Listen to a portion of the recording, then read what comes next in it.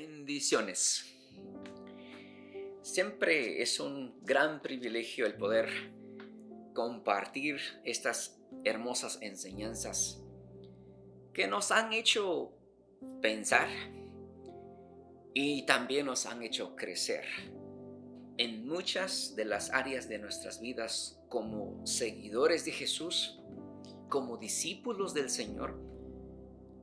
Somos entrenados para hacer buenas obras.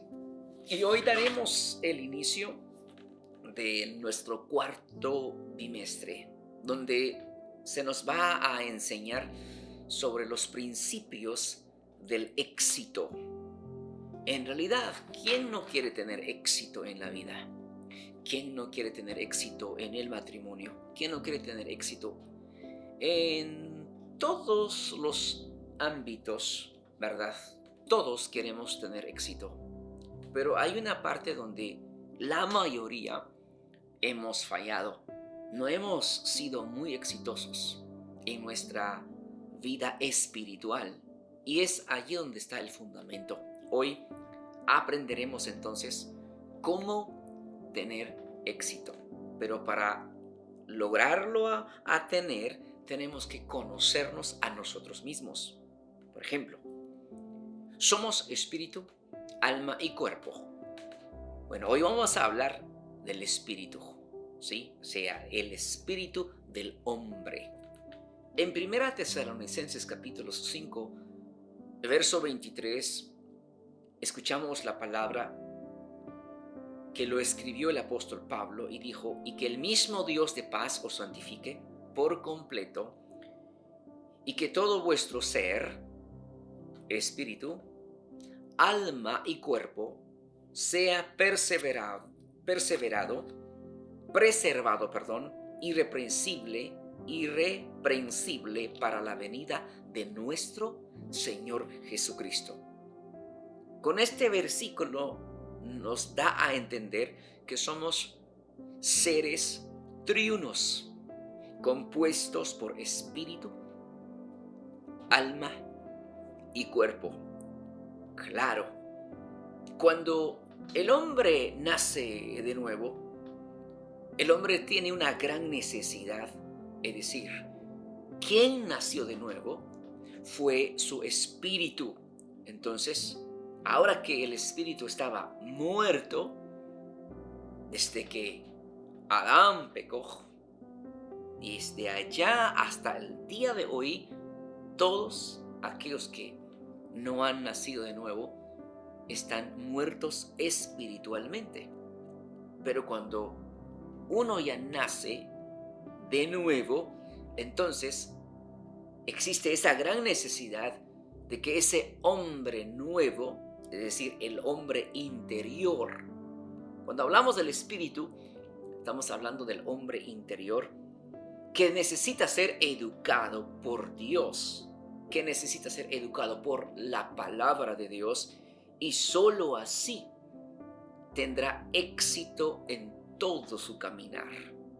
Si no se educa por la palabra de Dios, no se nutre por la palabra de Dios, literalmente no tendrá éxito su hombre interior. Por eso la palabra dice que Dios nos creó a su imagen y a su semejanza. Así es que Dios nos dio espíritu desde el principio. Pero cuando el hombre peca, es decir, Adán pecó, fue destituido de la gloria de Dios. Ahí fue la muerte espiritual del hombre. Ahí fue la muerte espiritual de todo ser humano. Allí ya no tuvo más comunicación, relación, simplemente fue quitado, destituido de la gloria de Dios. Y más tarde, a consecuencia de esto, muere físicamente, porque desde el principio el hombre no fue creado para morir, mucho menos fue creado para sufrir. Él no fue creado para eso. a causa del pecado, el hombre muere. Cuando vemos en Génesis capítulo 1, verso 26 al 27, dice: y dijo Dios, hagamos al hombre a nuestra imagen, conforme a nuestra semejanza, y ejerce dominio sobre los peces del mar, sobre las aves del cielo, sobre los ganados, sobre toda la tierra y sobre todo reptil que se arrastra sobre la tierra. Creó Dios al hombre a imagen suya, a imagen de Dios los creó, varón y hembra los creó. Vemos Génesis 2, 16 al 17. Y ordenó el Señor Dios al hombre, diciendo: de todo árbol del huerto podrás comer, pero del árbol del conocimiento del bien y del mal no comerás, porque el día que de él comas, ciertamente morirás. O sea que Dios habló de antemano. Dios dejó entonces a lo que llamamos al hombre el libre albedrío. A él le plació realmente tomar el camino fácil, supuestamente para adquirir lo que el enemigo le estaba ofreciendo. Sin embargo, fue su ruina. Ahora, Jesús declara algo interesante en el Nuevo Testamento. Mateo 8:22 dice que Jesús habló: sígueme, porque deja que los muertos entierren a sus muertos. En otras palabras, la gente que no conoce al Señor está muerta espiritualmente. Tiene un alma, tiene un cuerpo, pero su espíritu está muerto. Juan capítulo 4, verso 24 dice: Dios es espíritu, y los que le adoran en espíritu y en verdad es necesario que adoren. Qué interesante. O sea, la vida que nos conecta con Dios es nuestro espíritu. ¿Quién nos conecta con Dios? Nuestro espíritu. Juan 3:6. Lo que es nacido de la carne, carne es. Y lo que es nacido del espíritu, espíritu es. Así que el alma razona, el espíritu discierne y cree. Así es que por medio del espíritu nosotros somos conscientes de Dios. ¿Cómo logramos entenderle a Dios? La carne nunca entenderá quién es Dios. Nuestro espíritu es el que discierne. Sí, nuestro espíritu discierne y cree. El hecho que usted ha creído en el Señor Jesús, usted ha nacido de nuevo, su espíritu ha nacido de nuevo. Y ahora usted conoce, tiene entendimiento, tiene la capacidad de entender el Espíritu de Dios, porque el Espíritu de Dios mora, habita en su espíritu, y su espíritu se ha hecho un solo espíritu con el Espíritu de Dios. Así es que el espíritu es el que se relaciona, nuestro espíritu se relaciona con el mundo espiritual, nuestro espíritu, y por medio del espíritu entonces llega nuestra salvación. Es decir, se hace posible nuestra salvación por medio de una chispa que la llamamos la fe, ¿sí? Y la fe obra realmente en nuestras vidas, y llegamos a conocer entonces esa obra de Jesús, que Él conquistó la muerte. Jesús ¿Cómo logramos a creer esto? Es por fe. La fe viene por el oír la palabra. Bueno, pero esa chispa nos da la fe y entonces nuestro espíritu reconoce, nuestro espíritu logra comprender, nuestro espíritu entonces ha nacido de nuevo, hasta allí entenderá los principios, los planes y los propósitos de Dios para nuestras vidas. En Efesios 2, de 1 al 6, dice que y Él os dio vida a vosotros. Significa que estábamos muertos. Bueno, la muerte espiritual, también la muerte física.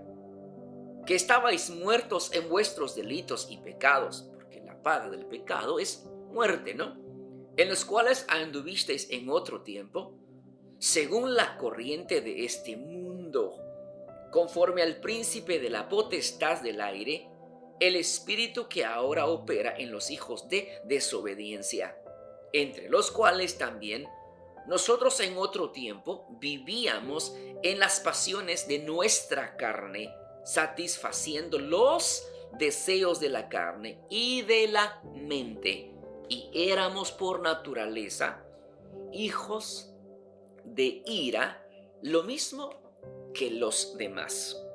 Pero Dios, que es rico en misericordia, por causa del gran amor con que nos amó, aun cuando estábamos muertos en nuestros delitos, nos dio vida juntamente con Cristo.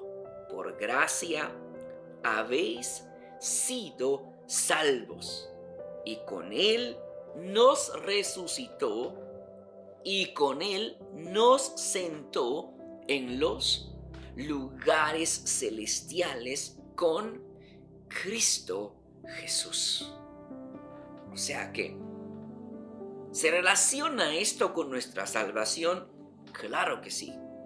El Espíritu es cubierto por la justificación, por la sangre de Jesús derramada en la cruz, y solamente su sangre nos limpia de todo pecado y nos cubre por completo. Cuando venimos ante el Padre, siendo pecadores, Él realmente ya no ve más nuestra vida pecaminosa. Él ve la sangre de su Hijo Jesús, que ha sido derramada la sangre en la cruz, y entonces solamente por la sangre de Jesús tenemos acceso a Dios. Ya el sacrificio, ya está hecho el sacrificio, no hay más sacrificios que hacer. Ese fue el gran sacrificio de Jesús por nosotros, por amor a nosotros se entregó. Ahora, ¿quién ha vivido entonces? ¿Quién va a vivir? ¿Cómo recibió vida? Nuestro espíritu. Ahora nuestro trabajo es que nuestro espíritu se relacione, se conecte, nuestro espíritu se nutre, nuestro espíritu tiene que llenarse de Dios mismo. ¿Cómo lo hacemos? Cuando estamos en su palabra, cuando estamos en oración, cuando estamos en ayuno, cuando nos reunimos en la iglesia, en una célula, o cualquier reunión que hacemos cuando invocamos el nombre del Señor. ¿Qué pasa allí? Es cuando el Espíritu en nosotros, nuestro espíritu, crece, se alimenta a través de la palabra de Dios. Ahora, yo sé que aquí se ha dado algunos nombres para el espíritu, es decir, estamos hablando del espíritu del hombre.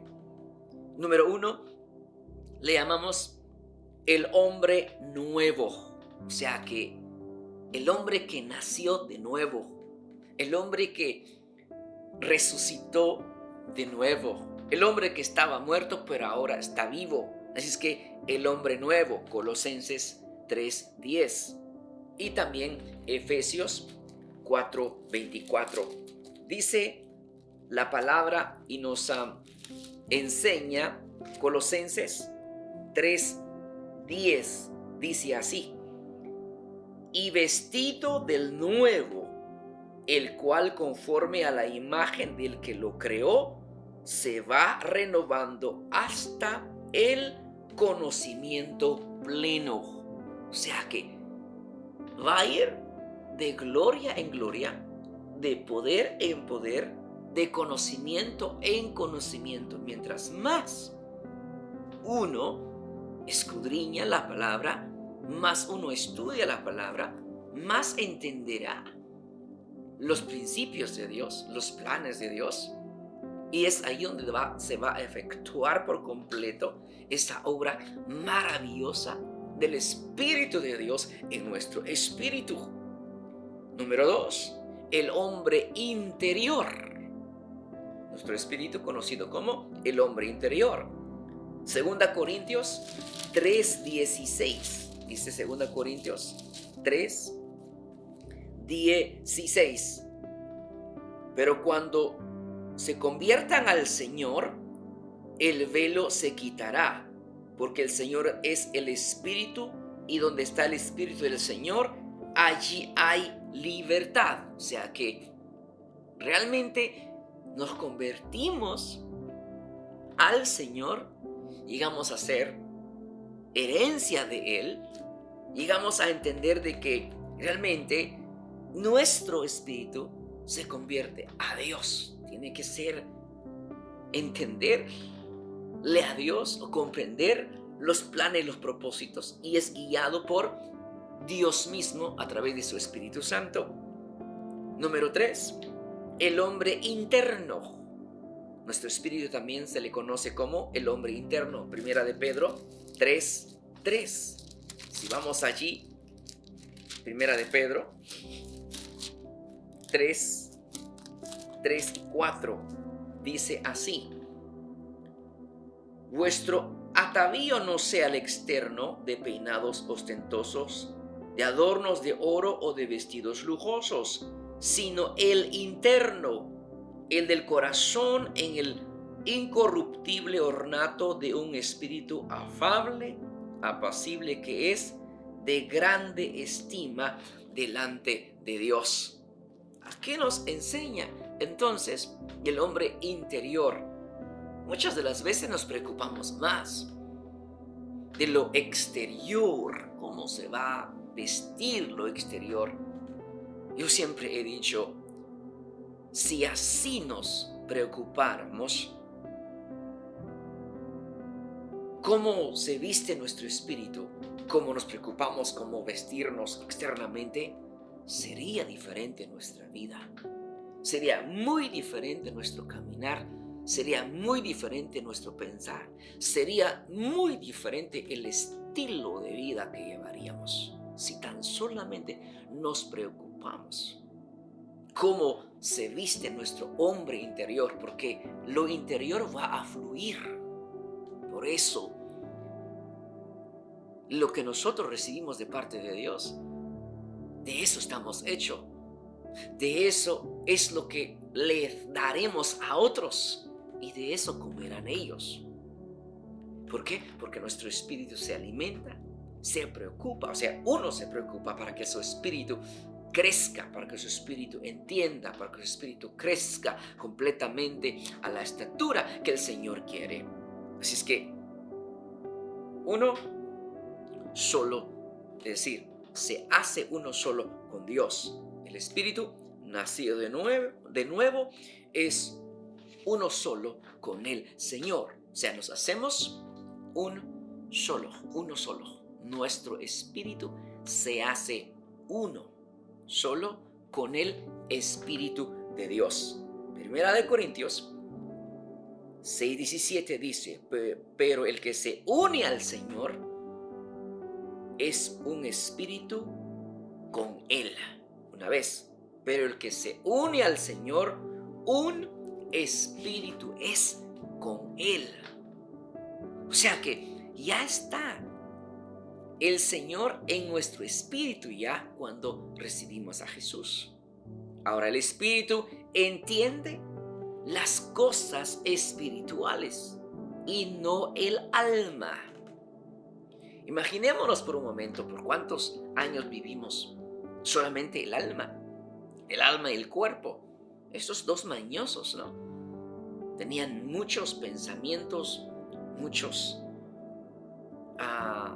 traumas, muchas mañas. Ahora, quien va a nacer, quien nació es nuestro espíritu. Ahora nuestro espíritu va a empezar a recibir las cosas de Dios. Y luego entonces el alma va a empezar a entender, va a empezar a entenderla de una manera muy, muy diferente. Y luego el alma va a interpretar lo que el espíritu dice, ¿sí? Si uno alimenta su espíritu. Entonces el espíritu es fuerte. El alma recibe todo el espíritu y luego el cuerpo va a empezar a trabajar, funcionar como los reglamentos del espíritu. Entonces ya no es solamente alma y cuerpo, ya somos espíritu, alma y cuerpo. Pero ahora nuestro espíritu tiene esa relación, tiene esa comunicación con Dios. Nuestro espíritu recibe las cosas de Dios. Nuestro espíritu conoce lo profundo de Dios. Nuestro espíritu se alimenta de Dios. Nuestro espíritu conoce las cosas sobrenaturales.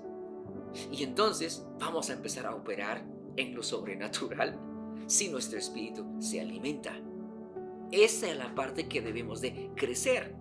1 Corintios 2:14 al 15 dice: pero el hombre natural no percibe las cosas que son de Dios. O sea, no las puede entender, no las puede percibir, porque para él son locura, y no las puede entender, porque se han de discernir espiritualmente. ¿Quién discierne? Nuestro espíritu. Y luego cree. ¿Quién va a entender? Él es nuestro espíritu por medio del Espíritu de Dios. En cambio, el espiritual dice: juzga todas las cosas, pero él no es juzgado de nadie. En el contexto de estos versículos se da a entender que los almáticos o los carnales no podían comer el alimento espiritual, no podían entender. O sea que es imposible entender las cosas espirituales porque no han de ser interpretadas por la carne, por carnales, sino que se han de interpretar por gente espiritual. Por eso, ahora y regresamos. ¿Quién es el espiritual? Nuestro hombre interior, que se relaciona con el Espíritu Santo, y ahora nuestro espíritu es uno solo con el Espíritu de Dios. Así es que lo que entendemos entonces, los carnales no entendían, no comprendían las cosas del Espíritu. ¿Por qué? Porque realmente no entendían y nunca van a entender.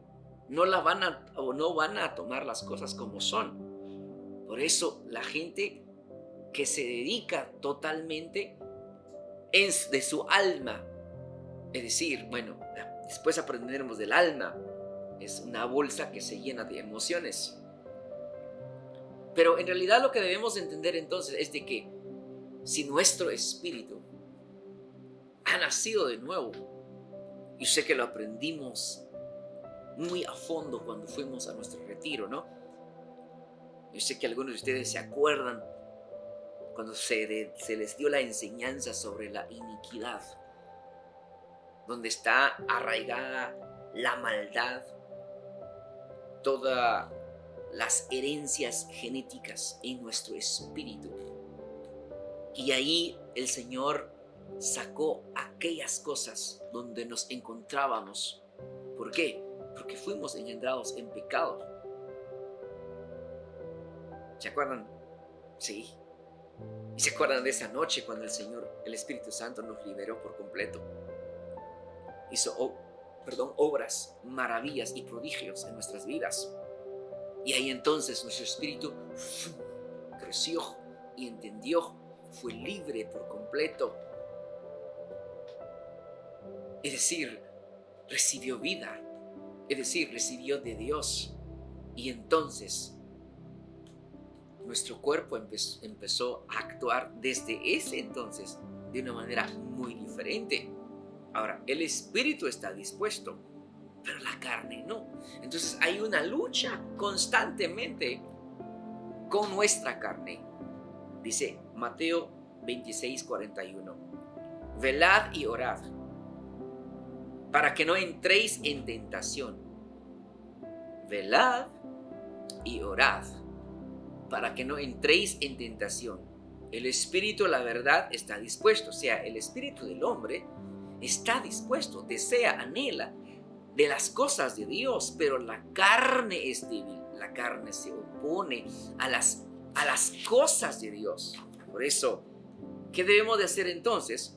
Debemos de alimentar nuestro espíritu.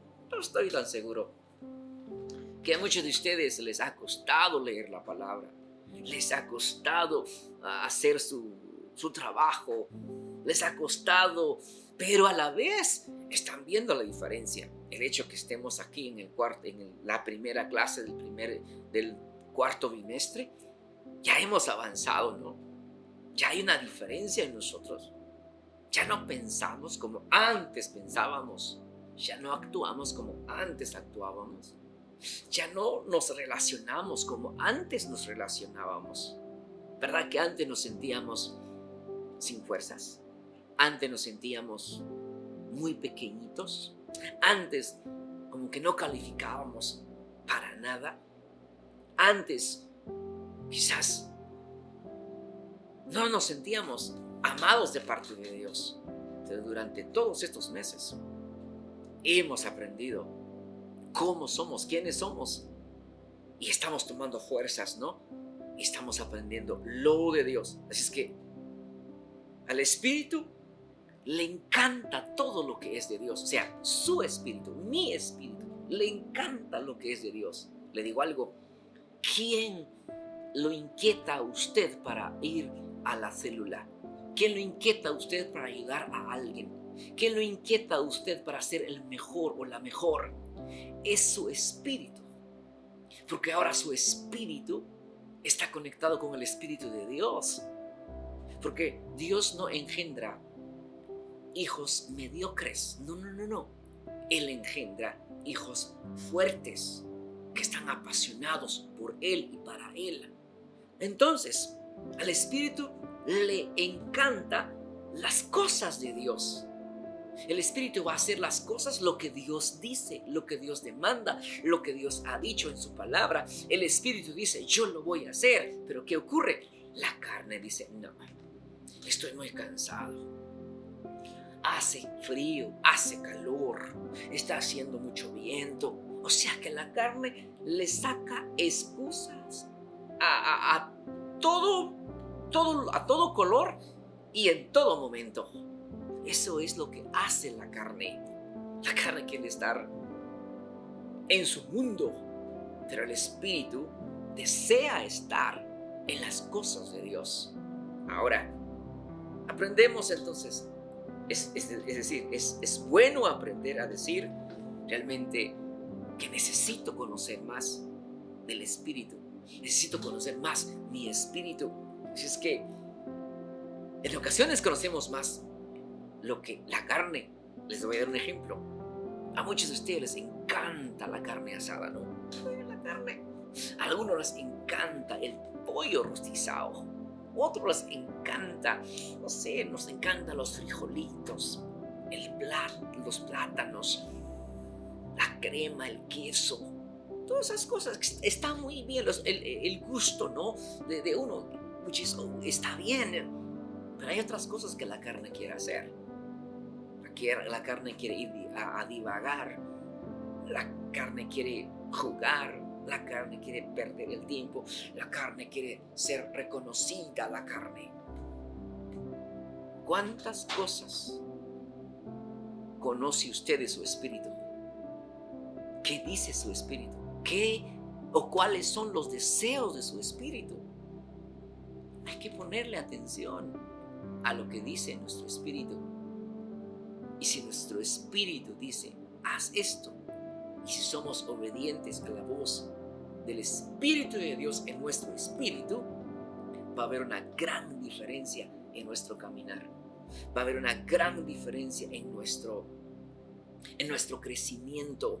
Y no vamos a ser derrumbados. No, porque estamos airados, estamos sometidos, estamos plenamente cimentados en la roca que es Cristo Jesús. Vendrán momentos que sí, llegan tiempos donde uno dice, ay, ¿qué voy a hacer? Pero no, el Espíritu dice, tranquilo, todo va a estar bien, tranquilo, no hagas absolutamente nada, porque todo está bajo control. ¿Quién habla ahí? Nuestro espíritu le dice a nuestra alma, y nuestra alma, nuestro cuerpo, y entonces decimos, ok, Señor, que se haga tu voluntad. Bueno, fue nuestra plática el día de hoy acerca del espíritu del hombre. Dios te bendiga, Dios te guarde.